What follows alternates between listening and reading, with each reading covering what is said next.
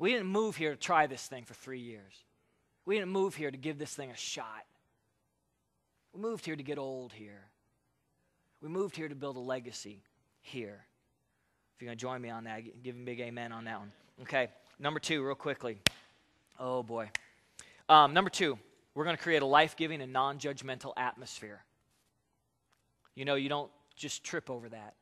You don't just accidentally become non-judgmental, because our tendency is to be that. We have to work hard at changing that. We have to work hard at finding something out about someone and not holding it against them. We have to work hard at that.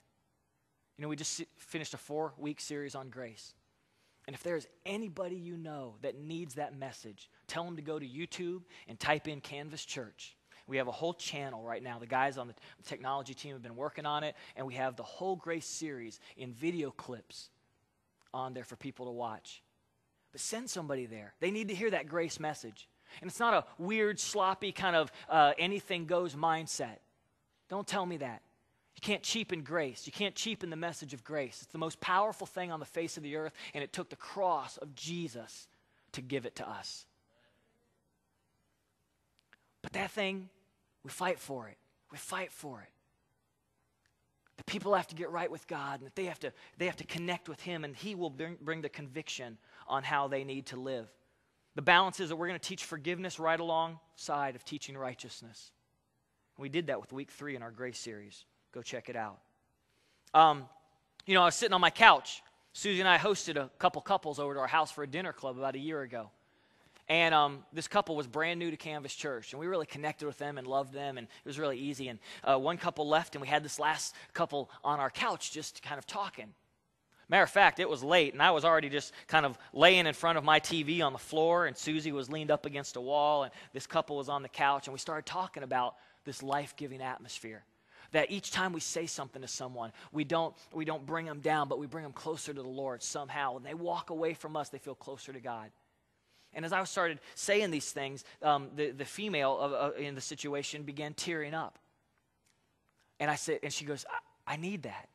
I need that message. I need that connection. I need people to believe in me. And when I got done talking with them about it and sharing that vision with them, I said, and now I need you to be that at Canvas. Oh, I need you to be the same way. I'm not going to wait on you. I need you to be the same way. I need you to perpetuate that message, be the same way. You know, it was 48 hours later, the next Sunday morning, that she was in service, and that she came down and gave her heart to the Lord right here. Got plugged in and connected, because people value a life-giving atmosphere. And we have to fight for it. Some of us are going to have to watch how we say things. Some of us are going to have to make sure that we care more about taking someone closer to Christ than to showing a bad example. They have enough bad examples. But to care, to point them His direction. That's God's heart, I believe. We create the culture at Canvas Church by default or by design. And we're working hard at creating it by design. We're working hard at making sure that we're setting up the right parameters for someone to come in here, to give their life to the Lord, to get healed up, to get strong, to get healthy, to get some freedom from some bondages. We know that that's God's heart as well. Number 3, very quickly, number 3, here we go. Number 3 is this. We're going to communicate a message that there is value in building God's kingdom. We're going to create that opportunity to communicate a message that there's value in building God's kingdom. You know, about a year ago, we did a series called Nehemiah Build Something. And you know, it was an amazing surge in Canvas Church for people who got plugged in serving teams. Matter of fact, it might be one of the highlights until most recently, I would say even until this summer, that we saw more folks saying, I'm going to help build something. I see the value in it. I'm going to do more than just sit. I'm going to be one of the ones who serve. And they signed up and got plugged in on our iBuild teams. We're going to tell more about that in just a few minutes. But the practical sides of it is you build a church by two ways. You build it by giving, or you build it by serving, or a combination of the two. And there are several folks who do the combination of the two. There are folks who say, I'm voting for the success of Canvas by tithing. And there are folks who say, I'm voting for the success of Canvas by loving on babies. or by setting something up, or by greeting at the door, or helping with some sort of event that we're going to do. You vote for the success of Canvas Church. And you know, I think it's pretty practical in the New Testament. It says, how will they know unless someone tells them? Speaking of the message of the gospel. How will they know unless someone tells them? And how will they tell them unless they're sent by others? And it's a way of saying things like, man, it takes people to make this happen. It really takes people giving, and you're either giving of your time or of your efforts or a combination of the two. And Susie and I lead the way in this. We make sure that when there's a need that we're really trying to do our best to serve. We make sure that when there's a financial need that above and beyond our tithes and offerings, we're able to be there and join some of you guys in what's going on.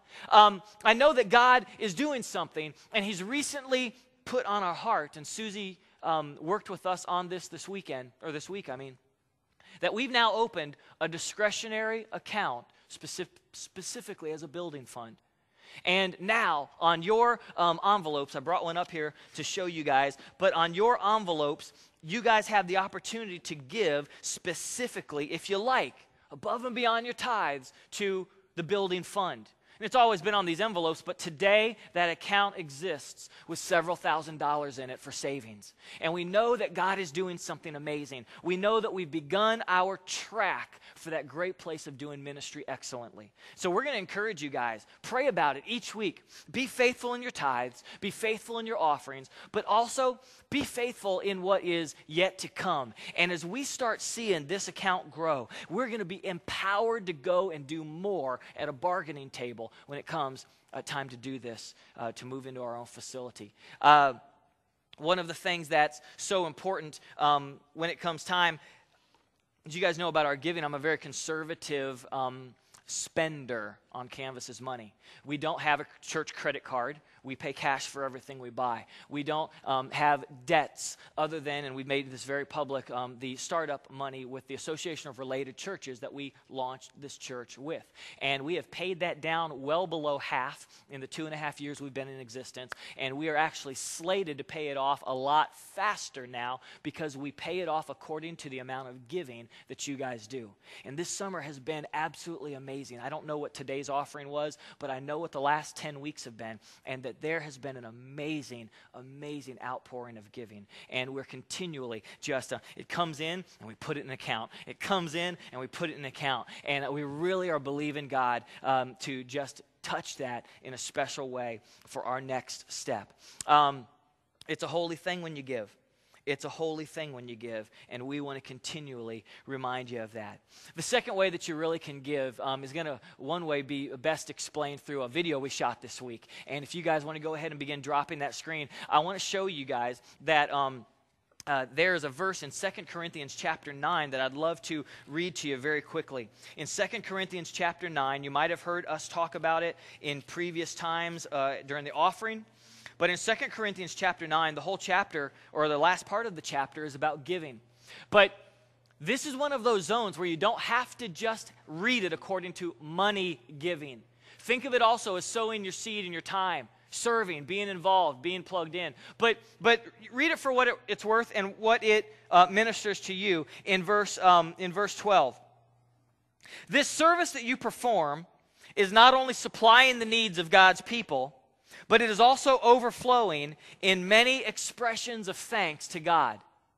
This service that you perform is not only supplying the needs of God's people. So watch this. The service that you perform of being involved at some level of Canvas Church, that's going to be an expression. That's an expression of thankfulness. It's going to start ministering to men and women each time that you serve like that. What if it's for, well, let me tell you about the children's ministry. We've had record weeks all summer. We've had record weeks, so much so that we've been doing good to have children in 2 classrooms. And we told the school, we'll hold off on the 3rd classroom and even opportunities beyond that until later. Well, guess what? Now is later. They've had amazing record-breaking weeks of your kids being in there, and they're giving quality, excellent ministry to them each time. Well, in 30 days, starting October 1st, we will be opening up a 3rd classroom, breaking out an additional age group of kids so that there can be more one-on-one connections with the teachers and the children, and we're looking to staff that room with excellent people who might say, you know what? I can do it once a month, and if they bless the children